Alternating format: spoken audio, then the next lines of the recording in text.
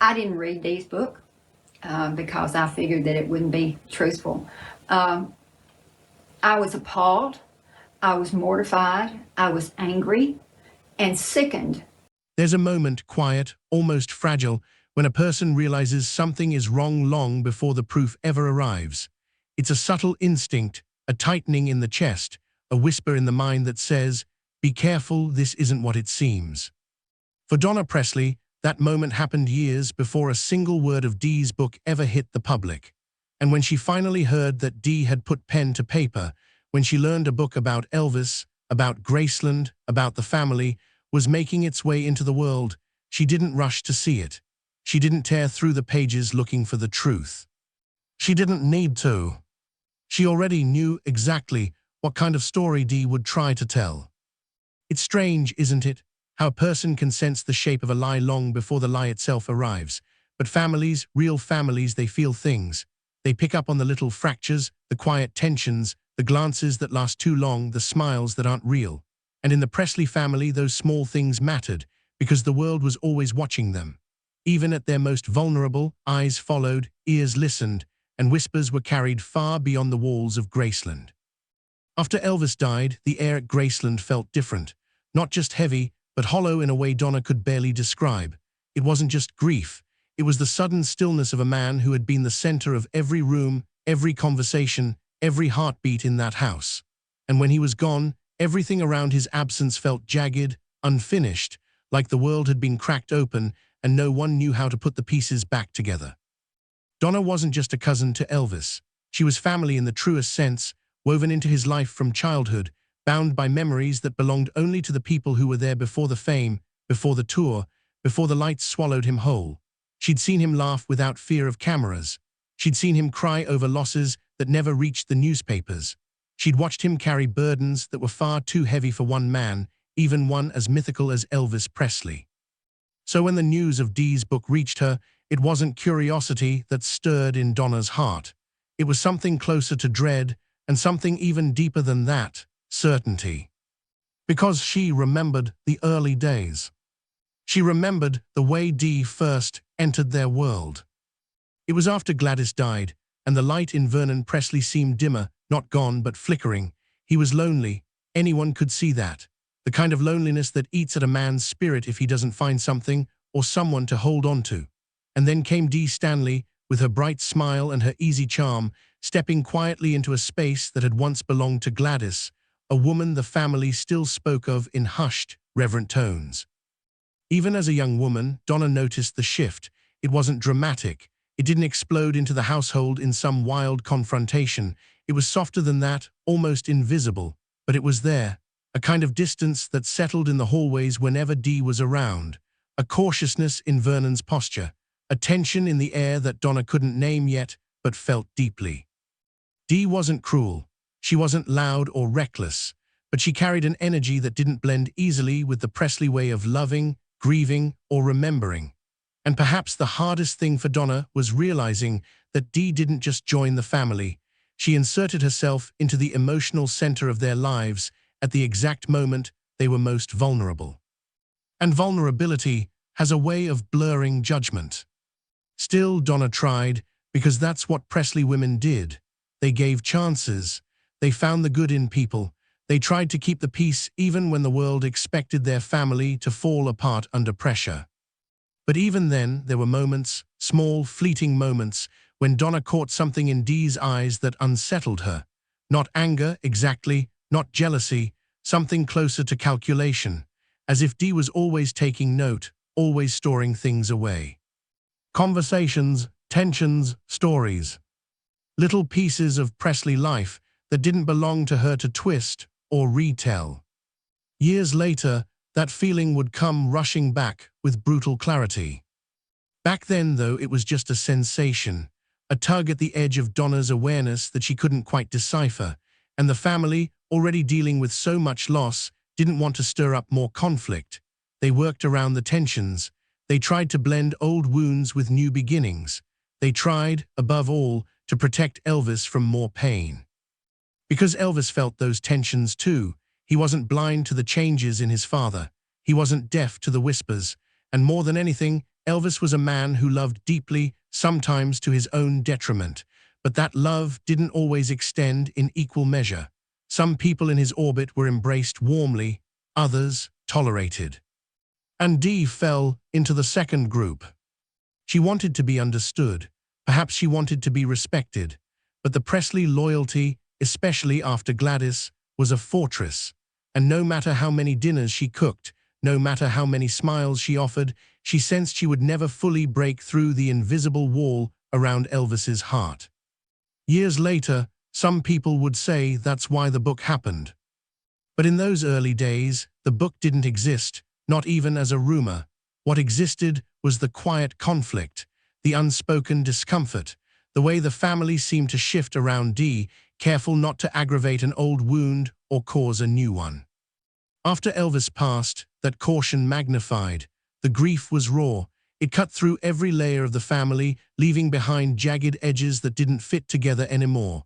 And when people are hurting, the truth becomes fragile. Memories get guarded.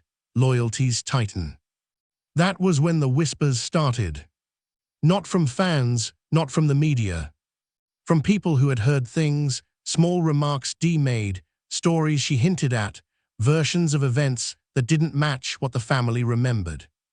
Donna heard them, and each time her stomach clenched a little more. Because she knew what false stories could do. She knew how easily they could grow legs. She knew how the world loved scandal, especially when it involved someone as monumental as Elvis.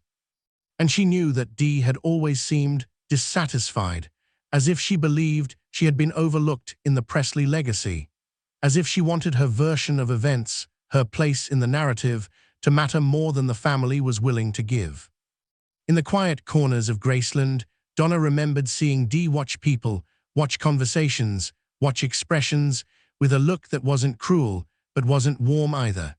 A look that suggested she was always on the outside of something she desperately wanted to belong to. And that kind of longing, when mixed with hurt, resentment, or envy, can become dangerous. So when the rumor reached Donna that Dee was writing a book, the reaction inside her was immediate.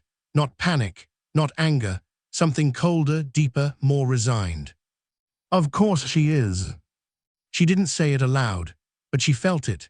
She felt it in the same way a person feels a storm rolling in long before the first drop of rain touches the ground. Because Donna knew that people who feel unseen often try to rewrite the story in their favor. They add details that never happened. They exaggerate moments that were harmless. They bend memories until they fit their own sense of injustice. And Dee, she had plenty of reasons to feel like she never got the acknowledgement she wanted. So no, Donna didn't need to read the book to know what was inside. She already suspected the tone. She already predicted the accusations. She already feared the distortions. And beneath all of that fear was something even more painful, the realization that Elvis's memory, so precious, so fragile in those early years after his death, was now vulnerable to the words of someone who never truly understood him. What hurt Donna most wasn't the idea of lies. It wasn't even the betrayal. It was the thought that the world might believe Dee's version of Elvis and never know the man Donna knew, the man who sang gospel songs softly in the middle of the night, the man who joked with family until tears ran down his cheeks, the man who carried guilt and love with equal weight, the man who would have hated seeing his story twisted. In the months after Elvis's death, Graceland was a place of grief, confusion, and emotional exhaustion. People came and went. Decisions had to be made. Fans waited outside the gates day after day, hoping for answers to questions no one in the house had the strength to face. And in the middle of all that pain, to hear whisperings that Dee was preparing her own retelling of Presley history, it felt like a crack spreading through already broken glass. Donna didn't confront her. She didn't argue. She didn't try to stop the book. Some things, she believed, reveal their truth without intervention. People expose themselves in time. But as she watched the family brace for the impact they knew was coming, Donna couldn't shake the fear that the storm wasn't just outside their door. It was being created by someone who had once claimed to love them. There are moments in grief when the pain presses so hard that breathing feels like a decision. And in those early days after Elvis died, Donna made one decision again and again: protect his memory at any cost, even when the cost was silence, even when the cost was swallowing anger, even when the cost was watching someone else prepare to tell a story that wasn't theirs to tell. But inside her, something simmered, something that would stay quiet for years, waiting for the right moment to rise to the surface. She knew Dee's book wouldn't be truthful because she remembered the moments that shaped the woman writing it. She remembered the distance, the resentment, the longing to be part of a world that never fully embraced her. And that's the thing about stories told from the outside. They often miss the heart of what really happened. As Donna stood in the shadow of grief and memory, one truth dug itself deep into her chest, refusing to let go. The world was about to hear a version of Elvis that didn't match the man she loved, and she feared that once those words were released, the damage they caused could never be undone. And that fear, that quiet, persistent fear, is what stayed with her long before a single page of Dee's book ever saw the light of day. Because sometimes the danger isn't in the story itself. It's in who decides to tell it. And deep down, Donna knew that the real storm hadn't even begun. There's a moment, sharp, almost electric, when a rumor stops feeling like a harmless whisper and begins to feel like a threat. You don't always realize it instantly. Sometimes it hits you in pieces, like fragments of a storm you hadn't seen coming. But once the truth settles, once you feel it in your chest, there's no going back. For Donna Presley, that moment arrived quietly. It didn't slam into her life with a dramatic outburst or a confrontation. It arrived in the form of a phone call, one of those unexpected rings that pulls you out of whatever you were doing and sends a small, uneasy shiver down your spine. On the other end of the line, a relative hesitated before speaking. That hesitation told Donna everything. Something was wrong. Something big. And then the words came. "Donna, it's Dee. She's writing a book." For a second, Donna didn't speak. The silence stretched long enough to make the caller repeat it, slower this time, as if gentler delivery would somehow soften the impact. But nothing could soften it. "A book. From Dee. About Elvis. About their family. About the life they lived inside walls that were never meant for outsiders to interpret." Donna felt her heartbeat shift, a heavy thud that landed deeper than the last, because she knew in an instant what that meant. And the truth is, she'd been afraid of this possibility long before anyone confirmed it. When people carry unresolved resentment, they often look for a place to pour it, and sometimes that place becomes a blank page. After Elvis died, the Presley family had spent months in grief that didn't follow the rules of ordinary mourning. There was no privacy, no quiet corner to collapse in, no retreat from the noise of a world that demanded answers they didn't have. The public wanted explanations, reporters wanted details, fans wanted clarity, and everyone seemed to want something from the family that had nothing left to give. Inside that chaos, people talked, people speculated, people filled in gaps with guesses that rarely had any connection to reality. So when Dee began telling stories, as some relatives gently described it, the tension that swept through the family wasn't sudden, it was old. It had simply been waiting for a place to bloom. At first, the rumors about the book seemed almost surreal. Donna knew Dee had her perspective, her memories, her feelings. Everyone does. But Dee's stories weren't lining up with what the family remembered. They weren't matching the truth that Donna held close to her heart. And when you hear something that distorts the memory of someone you loved, something inside you twists, a mix of pain and disbelief. Donna tried to push it aside. She tried to convince herself it was all speculation. But deep down, she felt the same cold certainty she'd felt years earlier, standing in the emotional shadows of Graceland, watching Dee navigate a world she never quite understood. And then the confirmations began. Maury phone calls. Maury whispers. People saying, "You won't believe what she's telling them." People repeating lines that made Donna's pulse quicken, not in anger, not yet, but in fear. Because the things being said weren't just off. They weren't just exaggerated or misunderstood. They were the kind of statements that felt shaped, crafted for attention, maybe even sympathy, statements that didn't match any version of Elvis she had ever known. And when someone distorts the truth about a person who meant the world to you, it feels like an attack on memory itself. The hardest part for Donna was the way it spread.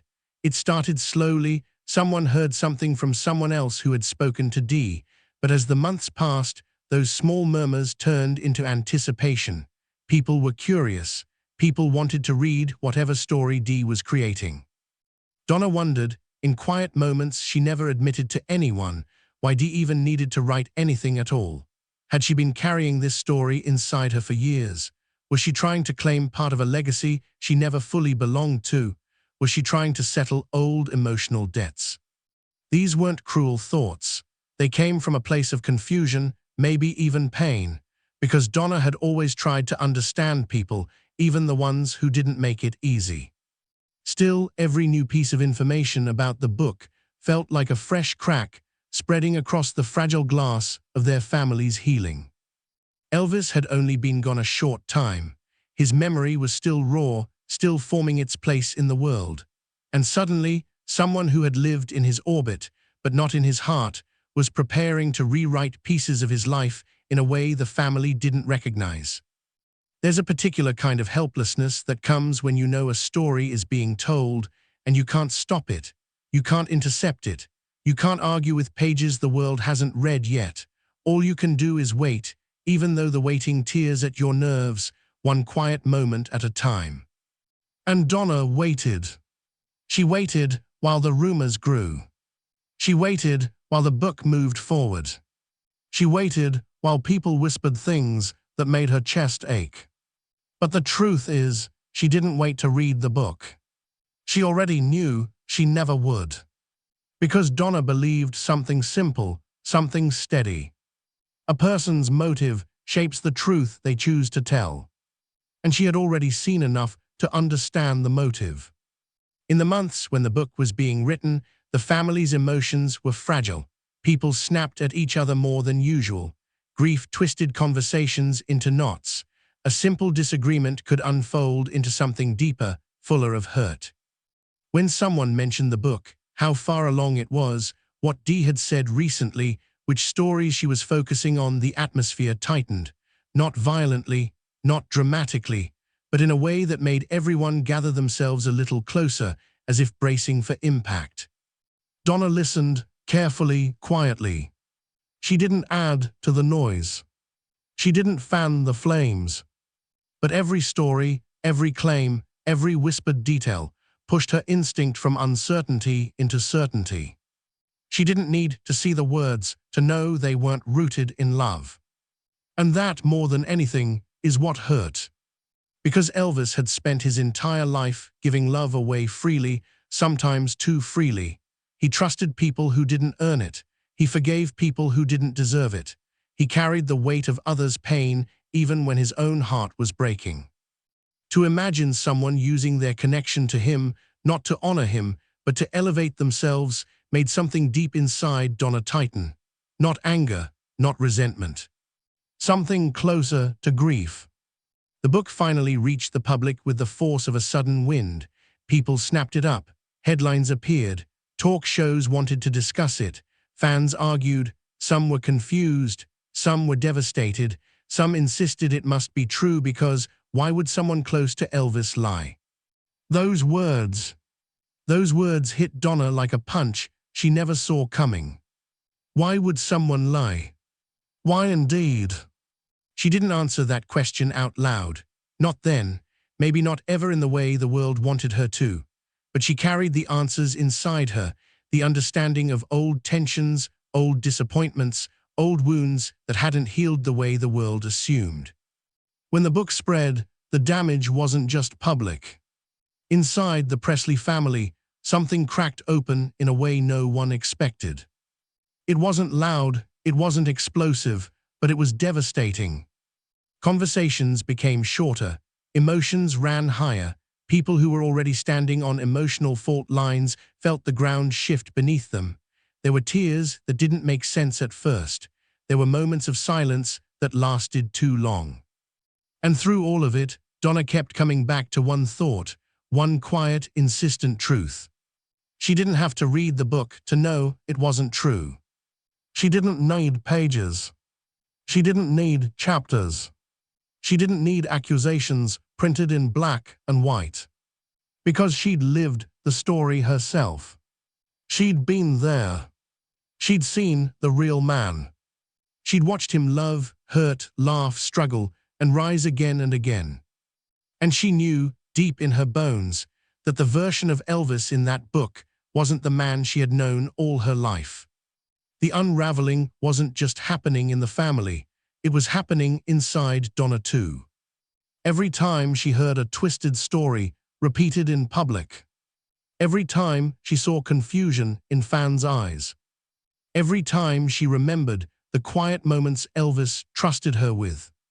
It felt like another stitch in the fabric of truth was being pulled out. People often think lies are the loudest force in the room, but it's not the lies that haunt you most, it's the doubt they create. It's the hesitation they plant in people's minds. It's the way they make strangers question what was real, what was exaggerated, and what was invented. And once doubt takes root, it's almost impossible to pull out. That's what terrified Donna more than anything. Not the book itself, not even the betrayal she felt, but the seeds of confusion that were being scattered across the world, tiny seeds that could grow into a distorted legacy. In the end, there was one moment, a quiet one, barely noticeable, that told Donna everything she needed to know. Someone close to the family asked her, gently, hesitantly, "Have you read it? Maybe there's some truth in it." Donna didn't snap, she didn't cry. She simply shook her head, slow, steady, full of sadness instead of anger. And she said, with a calm that came from deep inside, "No, I already know what's inside, and it isn't the truth." That was the moment she realized something heavy, something painful. The book wasn't the beginning of the storm. It was simply the moment the storm became impossible to ignore. And as Donna stood in the middle of that emotional whirlwind, one realization settled in the air around her, thick, heavy, impossible to escape. The damage had only just begun. There's a strange stillness that settles over family when betrayal arrives, not the sharp kind that screams and shatters, but the quiet kind that seeps in through the cracks and takes root before anyone realizes what's happening.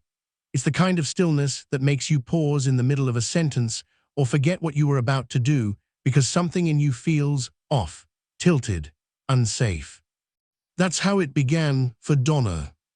Not with anger, not with confrontation, but with that stillness.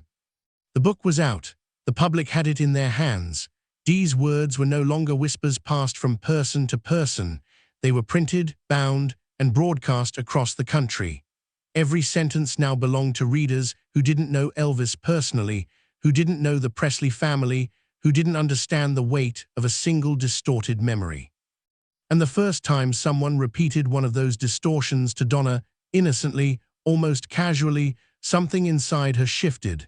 It wasn't rage, it wasn't shock, it was something far heavier. Because hearing words you know aren't true can feel like losing the person all over again. People don't realize that. They think lies just annoy you. But when those lies rewrite the memory of someone you loved, they cut in ways that feel unfair, almost cruel. Donna tried to steady her breath the moment she heard the first false story spoken aloud. She tried to keep her expression calm, but her chest tightened with a kind of quiet panic she didn't see coming. Because if strangers believed those distortions, how long would it take before the truth became the weaker voice? The fallout didn't hit the family all at once. It unfolded slowly, like bruises appearing on a body days after the impact. Each conversation left a new mark. Each question reopened a wound they thought had started to heal. Some relatives were furious. Some were devastated. Some didn't know what to feel or how to say it. But Donna, she carried a different burden. She carried the knowledge that Elvis deserved better than this, better than being reshaped by someone who had never touched the deepest parts of his heart. She kept remembering small moments, moments she never expected to matter. Elvis laughing so hard he had to wipe tears from his eyes. Elvis hugging her without warning just because he felt like she needed it. Elvis sitting in a quiet room talking about things that scared him, things he wished he could change, things he dreamed about. Those memories, they were real, they were sacred, and now she felt as if someone had taken a pair of unclean hands and reached straight into them. What the world got from Dee's book wasn't a portrait of Elvis. It was a projection. And that projection wounded Donna more deeply than anyone saw. The strangest part was how the public responded. Fans who once defended Elvis with unwavering loyalty suddenly felt torn. Some asked questions, not out of cruelty, but out of confusion. Others looked pained, as if they didn't know how to reconcile the Elvis they adored with the Elvis presented in the book. And for the Presley family, those reactions hurt almost as much as the words themselves. Because once doubt enters the room, truth has to fight for its life. In the weeks after the book's release, there were days when Donna didn't want to leave the house. Days when answering the phone felt like a risk. Days when she caught herself staring at old photographs, trying to remind herself that the man in those images, the real man, hadn't changed. Only the world's perception of him had. She felt guilty for feeling tired. Guilty for wanting to go quiet. Guilty for wishing the book had never been written. It's a heavy thing, guilt. It clings to you even when you know you've done nothing wrong. At family gatherings, the mood shifted. People looked at each other with an unspoken question hovering between them. How do we protect him now? Elvis was gone. They couldn't shield him anymore. They couldn't step between him and someone else's narrative. They couldn't defend him the way they once could. And that helplessness, more than anything, broke Donna's heart. Because Elvis had always been the one who protected them. Even at his lowest, even when he was stretched thin, even when he was struggling with his own storms, he looked out for them. And now, when he needed defending most, he wasn't here to speak for himself. That realization hit Donna one night when she couldn't sleep. She lay awake staring at the ceiling, replaying some of the book's claims she'd heard secondhand, claims that painted Elvis as something he was, claims that twisted ordinary moments into sinister ones, claims that implied things she knew he would never have said or done. She pressed her hand against her chest, feeling the ache settle into her ribs. Not anger, just ache. Because Dee wasn't attacking Elvis, the icon. She was attacking Elvis, the person. The man, the cousin, the family member whose kindness left scars of love on everyone he touched. There was a moment, quiet, tender, unexpected, when Donna found herself whispering into the darkness, "I'm sorry, I'm so sorry." She didn't even know who she was apologizing to. Elvis, herself, the entire family. Maybe all of them. Because no matter how strong a legacy is, lies have a way of hanging in the air like smoke after a fire. You can still breathe, but something stings. Something doesn't feel clean. The deeper fallout came when the family realized the public didn't know how to separate truth from fiction. Fans took sides. Tabloids repeated the most sensational lines. Interviewers asked pointed questions. People who had never set foot near Graceland felt entitled to explain who Elvis really was based on a single book written by a woman who never held his trust.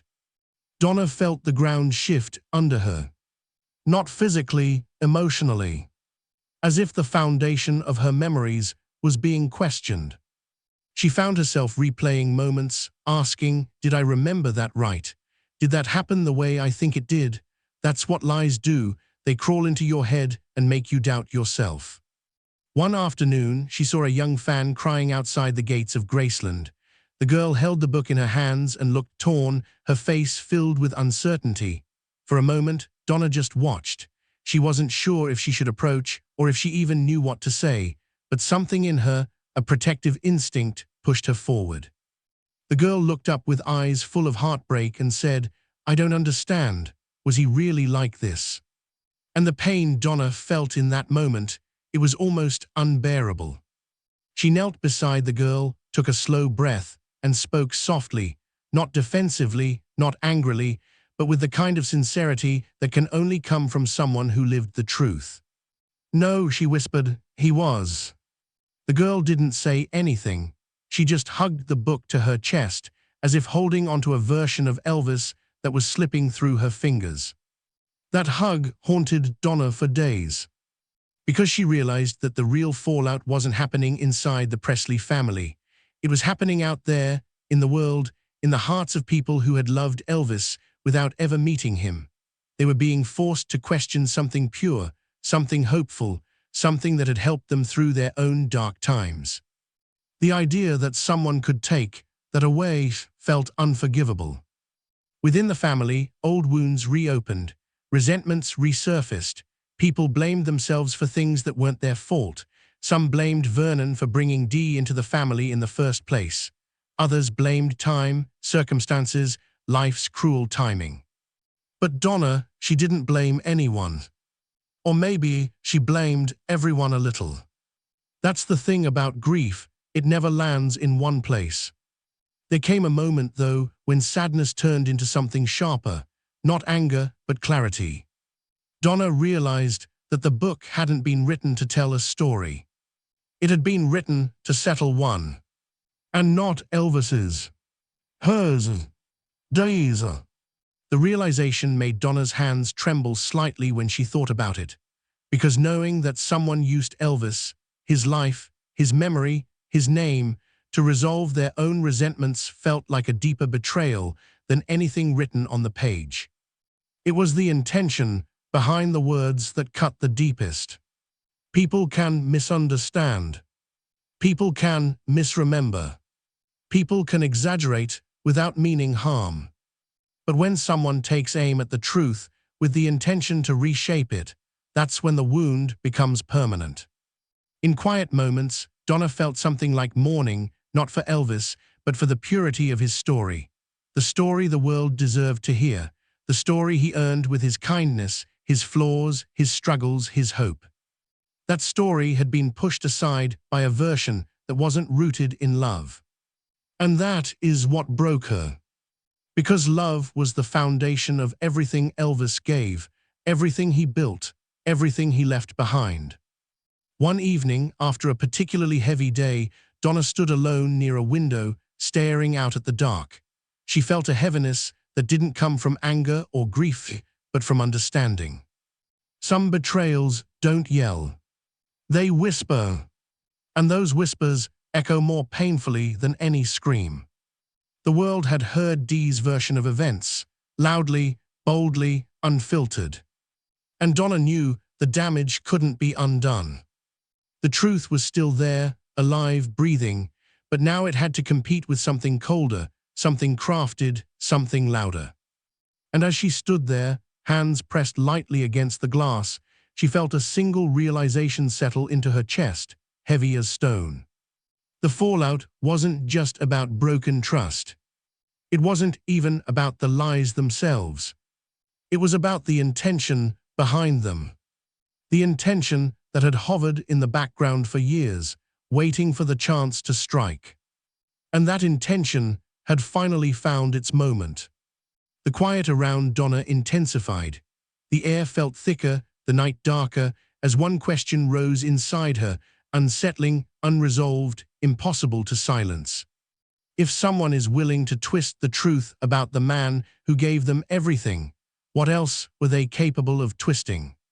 The room didn't answer, but the silence felt louder than any response ever could.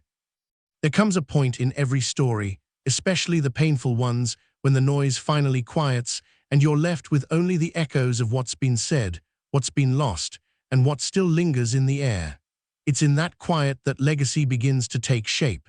Not in the headlines, not in the rumors, not in the arguments people have when emotions run too high, but in the slow, deliberate return to truth. For Donna, that quiet didn't come easily, not after the book, not after the fallout, not after the months of confusion, anger, and heartbreak that seemed to roll over the family like waves that refused to calm. But eventually, the storm softened. Not because the wounds healed, but because time has a way of forcing you to breathe again, even when you think you can't. And in that softer space, Donna began to see something she hadn't noticed before, not because it wasn't there, but because grief had clouded everything. Fans were still coming. Letters were still arriving.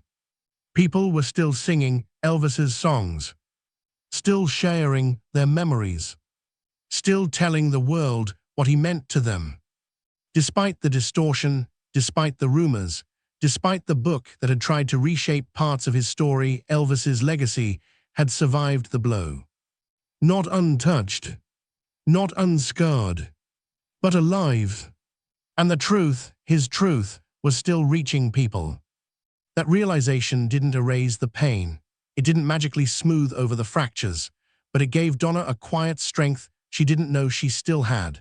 Because if Elvis could touch the world so deeply that even lies couldn't bury his light, then maybe his legacy was stronger than she feared. Still, something inside her remained restless. A question, a tug, a feeling she couldn't outrun. Why did she still feel the need to speak? Why did she still carry this weight after so many years? Why hadn't she let the noise fade and moved on? The answer came slowly, like a memory surfacing from water. Because truth mattered to Elvis. More than people realized. He wasn't a man who pretended easily. He wasn't someone who let lies stand unchallenged when they threatened the people he loved. He lived passionately, fiercely, honestly, sometimes to the point of heartbreak. And Donna felt a duty, not to the world, not to the public, not to the Presley name, but to the man himself, the cousin she grew up with, the young boy she remembered before the world claimed him, the man whose heart she'd seen in moments the world would never know. That truth deserved to be protected. Years after the book faded from public conversation, Donna found herself talking about Elvis in a new way, not defensive, not angry, not desperate to correct anything, just open. She spoke about him with softness, with warmth, with the kind of clarity that can only come from someone who has nothing left to prove, only love left to give. People would ask her about the book sometimes, about Dee, about the things said, about the cracks left in the family. And Donna would inhale slowly, almost gently, before saying something she hadn't been able to articulate in the early days of the fallout. His truth was bigger than her words. That sentence didn't come from pride. It didn't come from defiance. It came from knowing him, truly knowing him, in ways a book could never touch. But there was something else, something she rarely shared, something she kept tucked away like a fragile piece of memory she wasn't ready to hold too tightly. A moment that proved, once and for all, that Dee had never understood the man she wrote about. It was a memory Donna carried for years, wrapped in silence, because it felt too private to share. But over time, she realized it was part of the legacy too, part of what needed to be known. She remembered a night years before everything fractured. Elvis had been unusually quiet that evening, not distant, not angry, just quiet in the way people get when they're carrying too much and aren't sure how to set it down. The house was still, everyone giving him space without being told. But Donna felt a pull, a sense that he didn't want to be alone. She found him sitting in a small corner of the house, half in shadow, half in the soft glow of a lamp that flickered every few seconds. He wasn't brooding, he wasn't dramatic, he was simply thinking. Donna sat beside him without a word. They didn't need words. Not then. After a minute, he spoke softly, barely above a whisper. Sometimes I wish people knew me the way you do. It wasn't a request. It wasn't a complaint. It was a truth that slipped out before he could stop it. Donna didn't respond right away. She didn't know what to say. She was young, still figuring out how people could feel so deeply and still carry so much inside. But she stayed, she listened. And after a while, Elvis started talking about fears he didn't share with others, about memories that haunted him, about dreams he wasn't sure he could reach. And in that moment, Donna realized the weight he carried had nothing to do with fame, nothing to do with music, nothing to do with the image the world saw. It was the weight of wanting to be understood and rarely feeling like anyone truly understood him. Dee had never seen that version of him. Not once. She saw the surface, never the depth. She saw the man in the spotlight, never the man who whispered truths in the dark. That memory became the anchor Donna held onto when the lies from the book began spreading, because no matter what Dee claimed, she had never touched the real Elvis. She couldn't have. She had never been invited into those moments. And that's why the book hurt so deeply. Not because it twisted facts, but because it pretended to understand a man whose spirit she had only ever observed from a distance. That realization became the foundation of Donna's voice in the years that followed. Not bitter, not angry, just steady, clear, rooted in truth. She didn't need to attack Dee. She didn't need to defend Elvis with aggression. She didn't need to shout the truth. She only needed to tell it as it existed within her, one honest memory at a time. And slowly, quietly, people listened. Fans began seeking her out, not for scandal, not for controversy, but for clarity, for comfort, for the real story. They wanted to hear about the Elvis who cared deeply, who loved fiercely, who carried burdens no one saw, who was more human than the world believed. And every time Donna shared one of those moments, a laugh, a struggle, a victory, a regret, his legacy grew stronger, not weaker, more human, not less, more understood, not distorted. Legacy, she realized, wasn't something a book could create or destroy. Legacy lived in the hearts of the people who carried it with them. And Elvis's heart had touched too many people too deeply for anything to erase him. But what surprised Donna most, what she never expected, was the final twist that arrived years later when she was older, steadier, more reflective. People began to ask her a different kind of question. Not, was he really like that? Not, did he tell the truth? Not, why didn't you read the book? The question changed. People asked, who was Elvis to you? And that question felt like a gift. Because it wasn't about correcting lies or fighting narratives. It was about truth, pure, personal, and unfiltered. To her, Elvis wasn't the headlines. He wasn't the scandals. He wasn't the larger-than-life figure the world built stories around. He was the man who trusted her with his quiet moments. The man who laughed until he was breathless. The man who asked if people truly understood him. The man who wanted love more than he wanted applause. Donna carried that truth the way some people carry prayers. And when she looked out into the world, into the fans who still held him close, into the people who still felt his songs in their bones, she realized something she had forgotten in the chaos of the fallout. The world still felt him. The world still knew him. Maybe not perfectly. Maybe not completely. But deeply, sincerely, and honestly. There were gaps in the public's understanding. There were distortions that would linger forever. There were wounds that would never fully close. But the truth, the real truth, still lived. In his music. In his family. In the hearts of millions. And in the private moments shared by those who actually knew him. And that truth was enough, more than enough. But for Donna, there was one final realization, one that came softly, unexpectedly, like the world exhaling after holding its breath too long. Some stories survive lies. Some legacies survive wounds. Some truths survive distortion. And Elvis, he was one of those truths. As she reflected on everything The tension, the betrayal, the heartbreak, the doubt, one quiet feeling filled her chest. Not anger, not grief, not fear, but a kind of calm acceptance. Because in the end, the world didn't remember the lies. They remembered the man. And Donna, she remembered him too. Deeply, honestly, completely. That memory, her memory, would outlive any book. And as the years moved forward, she held onto one final thought, one that left the door open, soft and unresolved, but full of meaning. If truth can survive this, what else has it yet to reveal? Before you go, I want to hear from you. Do you believe the world ever truly knew Elvis, or are there still pieces of his story waiting to be understood? Share your thoughts in the comments, and let's keep his legacy honest, human, and alive.